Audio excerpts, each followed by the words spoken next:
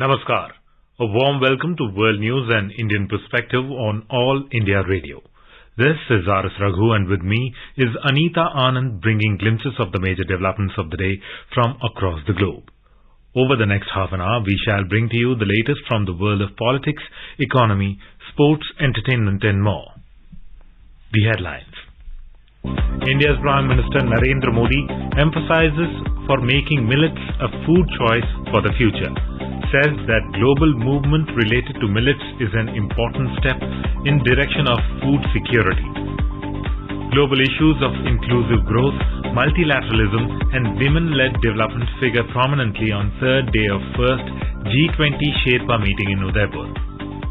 New Delhi hosts first India Central Asia meeting of National Security Advisors.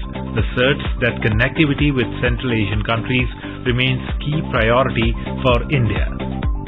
World Bank upgrades India's GDP growth forecast for 2022-23 to 6.9% from 6.5%. India reiterates its commitment to support Sri Lanka with more investments.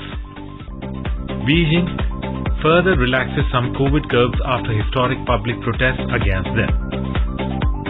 In cricket, second one-day international between India and Bangladesh to be played in Dhaka on Wednesday, and in FIFA World Cup, pre-quarter final match between Morocco and Spain underway. Portugal to lock horns with Switzerland. India's Prime Minister Narendra Modi has emphasized for making millets a food choice for the future. He said millets are among the earliest crops grown by humans and have been an important source of nutrients. Mr. Modi said this in his message during the opening ceremony of the International Year of Millets at Food and Agricultural Organization headquarters in Rome, Italy on Tuesday. Union Minister of State for Agriculture and Farmers Welfare Shobha Karanlage represented India at the opening ceremony in Rome and read out the Prime Minister's message. Saying that a global movement related to millets is an important step in the direction of food security, the Prime Minister informed that millets are easy to grow, climate resilient and drought resistant. He further added that millets are a rich source of balanced nutrition compatible with natural ways of farming and need less water. Mr. Modi remarked that millets are good for the consumer, cultivator and climate. The Prime Minister informed that our health is impacted if agriculture becomes monoculture and pointed out that millets are a good way to increase agricultural and dietary diversity. While concluding his message, Prime Minister Modi touched upon raising awareness to create millet mindfulness and highlighted the tremendous role that institutions and individuals can play. Prime Minister congratulated the United Nations and the Food and Agriculture Organization for the launch of the International Year of Millets 2023 and expressed appreciation to member nations for their support in marking the International Year of Millets. Our correspondent reports that it is the Prime Minister's vision and initiative that led to the United Nations General Assembly declaring the year 2023 as the International Year of Millets with support from more than 70 nations across the globe. Substantive conversations on key global issues of inclusive growth, multilateralism and women-led development, as well as 3 F's, food, fuel and fertilizer, tourism and culture, were the highlights of the third day of the first Sherpa meeting of India's G20 presidency being held in Udaipur, Rajasthan. Initiating the discussions, India's G20 Sherpa Amitabh Kant provided an overview of India's G20 priorities on the above subjects across 6 different working groups on agriculture, trade and investment, employment, anti-corruption, tourism and culture, as well as ways to strengthen cooperative efforts. He emphasized the need for transformational efforts in agriculture, trade, employment and combating corruption and economic crimes. During discussions on the global impediments to economic growth, delegates underscored the importance of attaining resilient growth through long-term solutions and meaningful partnerships. Mr. Kant expressed appreciation for the support extended by the delegations on the wide range of priorities set out by India. The fourth session focused on the need for multilateral reforms and building institutions that are better able to capture the needs and ambitions and reflect the priorities of all regions and countries across the globe and address the challenges of the day. Strengthening and enhancing the mandate and resources of multilateral development banks, reforming the WTO, the importance of green hydrogen in achieving green energy transition, and reformed multilateralism for greater peace and harmony were some of the major areas of discussion. Session 5 discussions centered around women-led development and the need to have women at the forefront of development. The interventions in the session drew attention to critical priorities such as reducing gender gaps, enhancing the capacity of women through education and skilling, promoting women in leadership roles, and boosting female labor force participation. The G20 meetings that will be held in different cities of India over a period of 1 year will give a major boost to the country's economic recovery. Addressing a press conference at Udaipur, Rajasthan, Officer on Special Duty of the G20 operations, Mr. Muktesh Pardeshi, said it will augur well for enhancing tourism potential and strengthening the cultural aspect of the country.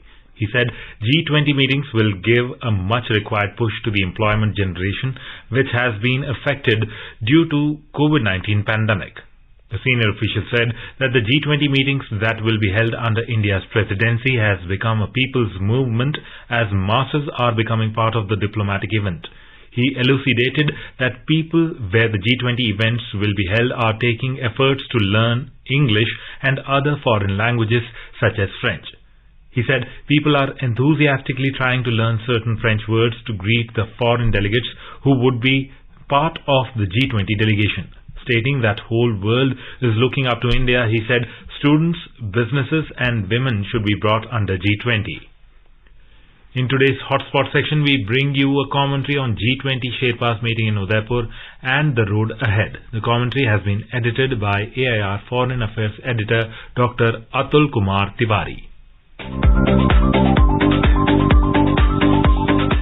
The Sherpas meeting of the G20 summit is a preliminary meeting of the government representatives before the main G20 summit. The role of Sherpas during G20 summit is well defined. As per the tradition, the host country representative and the former CEO of Niti Aayog, Amitabh Kant, is the chairperson for the G20 Sherpas meeting. He will outline the priorities and present an overview of India's G20 presidency. The G20 Sherpas are the representatives of the 19 participating nations who chalk out the priorities and work on possible agreements. Final decisions based on consensus are taken at the G20 summit by the heads of states. Ahead of the main G20 summit, the Sherpas meeting ensures that the time and resources required at the time of negotiations of the larger heads of the state at the final summit are minimized. The Sherpa track has 13 working groups and 2 initiatives in its ambit. The working groups consist of experts and officials from respective ministries. These include agriculture, anti-corruption, culture, development and digital economy. The disaster risk resilience and reduction, education, employment, environment and climate sustainability are the other areas.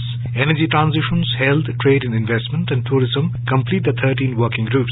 There are 2 initiatives for collaboration. These include Research and Innovation Initiative Gathering or RIIG and the G20 Empower. The member countries and the relevant stakeholders discuss, deliberate and guide the course of action for further development of the key areas and mitigating common challenges. The idea is to enhance cooperation among the G20 members on issues critical for achieving UN 2030 agenda of sustainable development goals. The first meeting of the Sherpas for G20 meetings has been held at Udaipur, the city of lakes in Rajasthan, from the 4th to 7th of December. The meeting kicked off with a panel discussion on accelerating the pace of Sustainable Development Goals or the SDGs. During the meeting, India will introduce broad priorities of all working groups and views from G20 countries, guests and international organizations.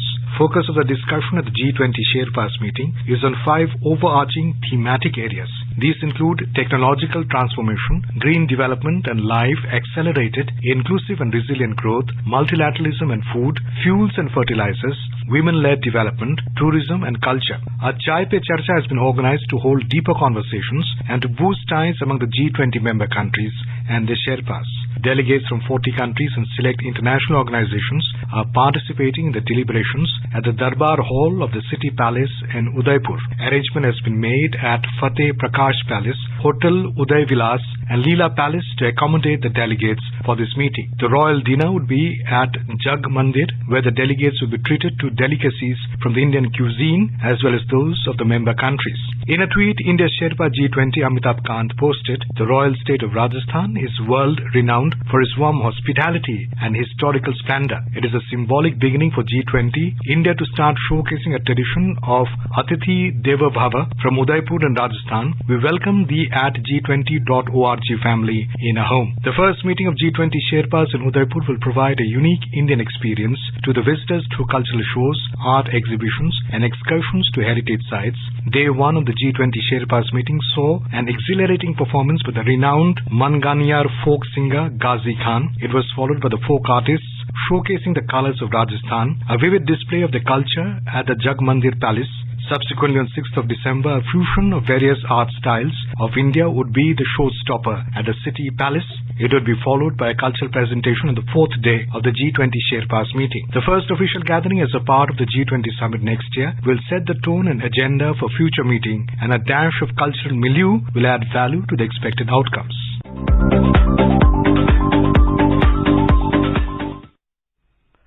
The World Bank has said that the Indian economy is set to grow at 6.9% in 2022-23, raising its forecast of 6.5% growth made in October. It said India has demonstrated resilience despite a challenging external environment. In a statement on Tuesday, the World Bank said that despite these challenges, India is expected to register strong GDP growth and remain one of the fastest growing major economies in the world due to robust domestic demand. It noted that India's economy is relatively insulated from global spillovers compared to other emerging markets. It said this is partly because India has a large domestic market and is relatively less exposed to international trade flows. India's National Security Advisor NSA Ajit Doval has said that the connectivity with Central Asian countries remains country's key priority. Speaking at the first India-Central Asia meeting of the National Security Advisors in New Delhi on Tuesday, Mr. Doval said, "Peaceful, secure and prosperous Central Asia is in our common interest." A peaceful, secure, prosperous Central Asia is in our common interest. Today's meeting therefore assumes importance as it provides us an opportunity to discuss matters which require greater cooperation and coordination amongst the regional countries. Mr. Doval added that countering terror financing should be everyone's equal priority and urged all UN members to refrain from providing support to entities involved in terrorist acts. He also spoke on the security situation in Afghanistan and said that it is an important issue concerning us all. This is the first time India is hosting a conclave of top security officials from Central Asian countries, including Kazakhstan, Kyrgyzstan, Tajikistan and Uzbekistan, focusing on evolving security situation in Afghanistan and ways to deal with the threat of terrorism emanating from that country. In an apparent message to Pakistan, Mr. Doval said that India should appeal to all UN members to fulfill obligations enshrined in relevant counter-terror conventions. India's permanent representative to the United Nations, Ruchira Kamboj, has said that terrorism remains a global challenge. Ms. Kamboj said that only a unified and zero-tolerance approach to terrorism can eventually defeat it. Indian envoy to the UN also talked about the 26/11 Mumbai terror attack. She said India believes that the credibility of the collective fight against terrorism can be strengthened only when we can ensure accountability for the grave and inhuman acts of terror committed by terrorists and take strong measure against those who encourage, support and finance terrorism. This is All India Radio giving you the world news. Welcome back to the World News. Reiterating India's commitment to Sri Lanka, Niti Aayog CEO Parameswaran Iyer said that India will support Sri Lanka with more investments, Speaking at the Sri Lanka Economic Summit virtually, Mr. Iyer recalled that India is one of the largest FDI generators for Sri Lanka. Mr. Iyer expressed confidence that Sri Lanka possesses potential to emerge as a stronger and more resilient economy. He enumerated three major dimensions towards economic recovery of the island nation. I feel that Sri Lanka could take a fresh look at three main dimensions of its economic recovery, namely A. Revitalizing and rationalizing the existing value chains, B. Ensuring that the service sector is strengthened, and C. Reviving tourism. In all of these, ample opportunity exists to leverage the advantage of proximity with India, the world's third largest economy in PPP terms. The World Bank has approved Sri Lanka's request to access concessional financing from the International Development Association, IDA. The concessional financing will enable the country to implement its reform program to stabilize the economy. The IDA is one of the largest sources of funding for fighting extreme poverty in the world's poorest and most vulnerable countries through grants or low-interest loans. China's capital, Beijing, has further relaxed some COVID curbs, doing away with the requirement of negative COVID-19 test to enter supermarkets, commercial buildings and airport. These measures were adopted to relax its dreaded dynamic zero COVID policy nationwide after historic public protests against it. State media reported at least 19 cities across China, including Beijing, Shanghai, Guangzhou and Wuhan, have scrapped a negative COVID testing requirement for riding public transport. However, a negative test result is still needed to enter hospitals, schools, restaurants and gyms. A report from our Beijing correspondent.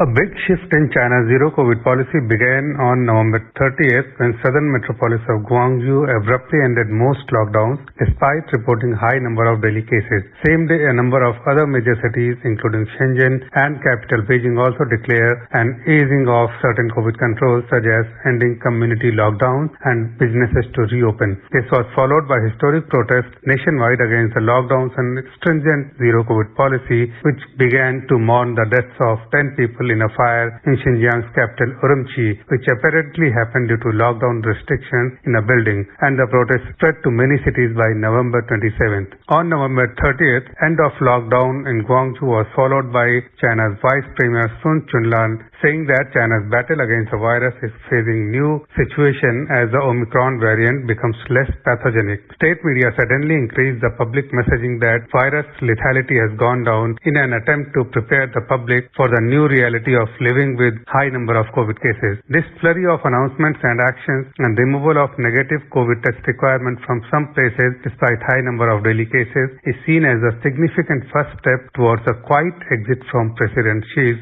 signature zero COVID policy, even though many challenges still remain in a full reopening of the country, which includes ramping up of the medical facilities, vaccinating the population over 80 years of age, and avoid confusions during the transition. Experts said economic rebound may still take some time. Anshuman Mishra for World News, All India Radio, Beijing.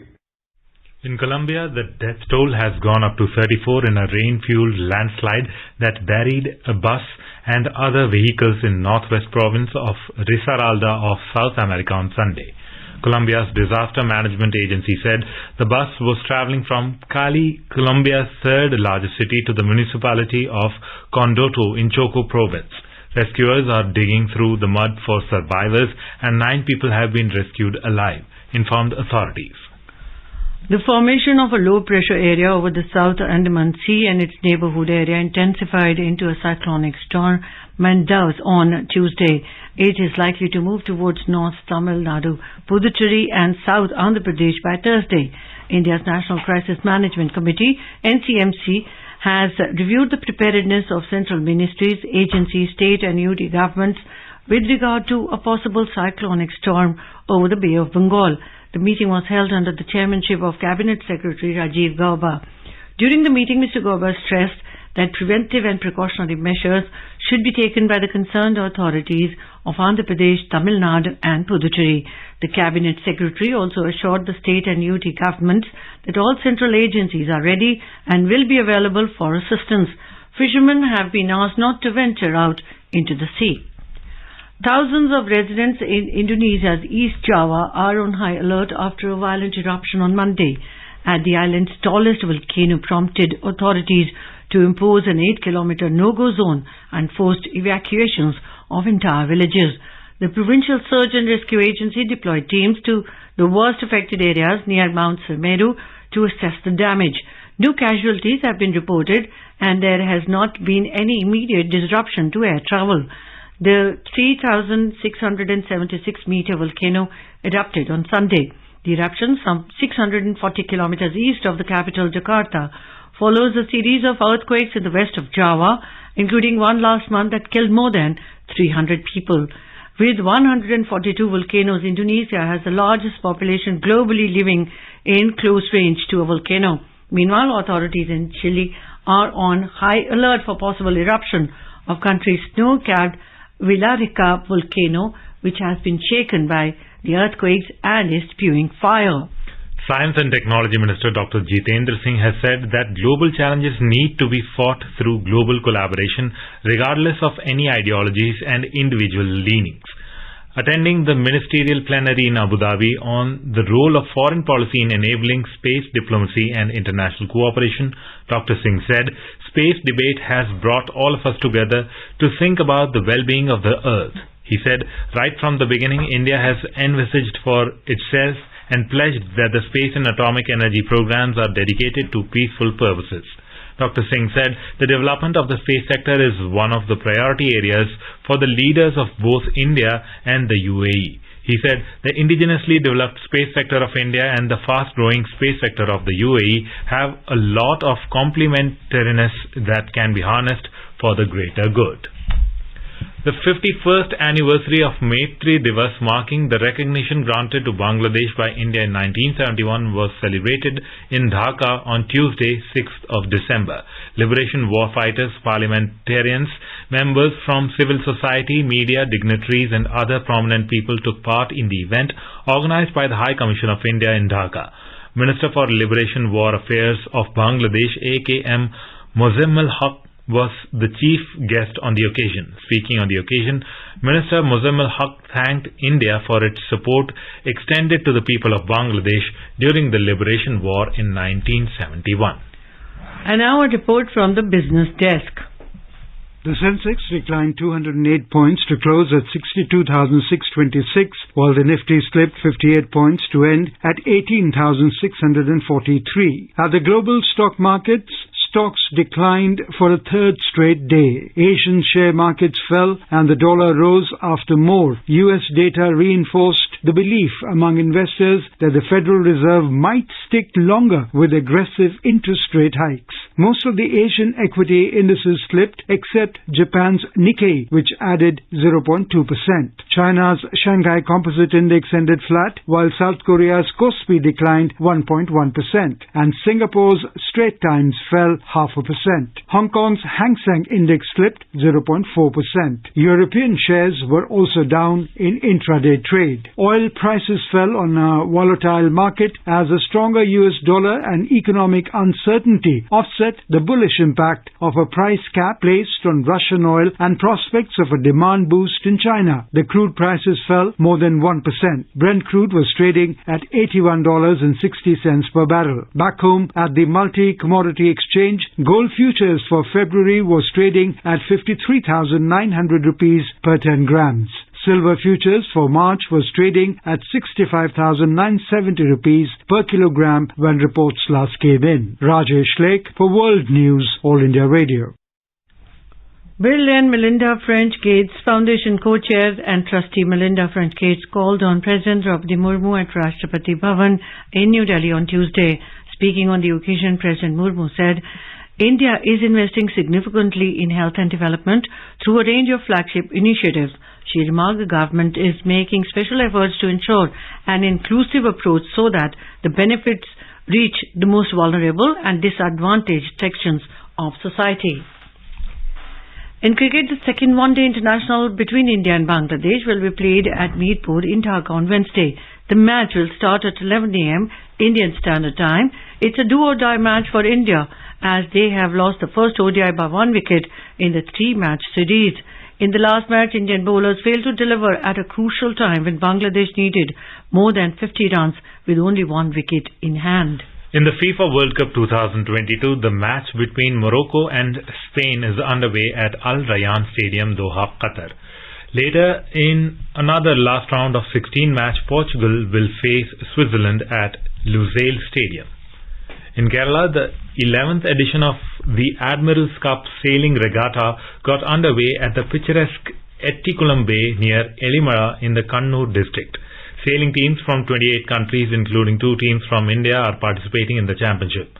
The sailing regatta, conducted using laser radial sailing boats, is aimed at building bridges with friendly foreign navies. It also provides an opportunity to showcase the world-class facilities at the Indian Naval Academy at Elimala. And now let's take a look at the major developments around the world as reported in the foreign press. The Washington Post writes that China bids farewell to ex-leader Chiang and his era of relative openness. The Financial Times reports that Russia accuses Kyiv of drone attack on air bases deep in its territory. Wall Street Journal writes Iran considers easing some restrictions on women as protests continue. Japan Times reports that US and EU weigh climate-based tariffs on Chinese steel and aluminium. Le Monde observes that EU bans import of products that are main drivers of deforestation. The Guardian writes that DRC estimates 300 villagers killed in massacre by the rebels. Khabar Hub reports Burkina Faso bans French state broadcaster in blow to press freedom. Mint writes global manufacturers have taken note of the violent protests by lockdown workers at Apple Inc.'s most important iPhone assembly plant in China. Bangladesh Prime Minister Sheikh Hasina formally inaugurated the operation of the Japanese Economic Zone in the Bangladesh Special Economic Zone BSEZ at Arai Hazar in Narayanganj district on outskirts of the capital on Tuesday, reports Prothom Alo. The US space agency NASA's Orion capsule is heading home. The vehicle conducted a big engine burn in the vicinity of the moon that now commits it to a splashdown in the Pacific Ocean. It was the last major powered maneuver for the next generation crew ship. A trouble-free return at the weekend will see astronauts climb aboard Orion for its next mission in late 2024. And now a quick look at the headlines once again. India's Prime Minister Narendra Modi emphasizes for making millets a food choice for the future, says that global movement related to millets is an important step in direction of food security. Global issues of inclusive growth, multilateralism and women-led development figure prominently on third day of the first G20 Sherpa meeting in Udaipur. New Delhi hosts first India Central Asia meeting of National Security Advisors, asserts that connectivity with Central Asian countries remains key priority for India. World Bank upgrades India's GDP growth forecast for 2022-23 to 6.9% from 6.5%. India reiterates its commitment to support Sri Lanka with more investments. Beijing further relaxes some COVID curbs after historic public protests against them. In cricket, second one-day international between India and Bangladesh to be played in Dhaka on Wednesday, and in FIFA World Cup, pre-quarter-final match between Morocco and Spain underway. Portugal to lock horns with Switzerland. And now, before we end, let us listen to Mahatma Gandhi's favorite bhajan, Vaishnav Jan, by artists from Finland on their Independence Day.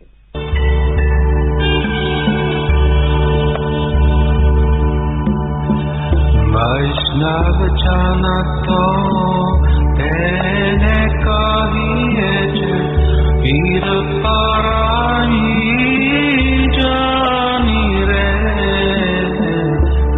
पर तुके उपकार करे तो ये मन अभिमान नानी रे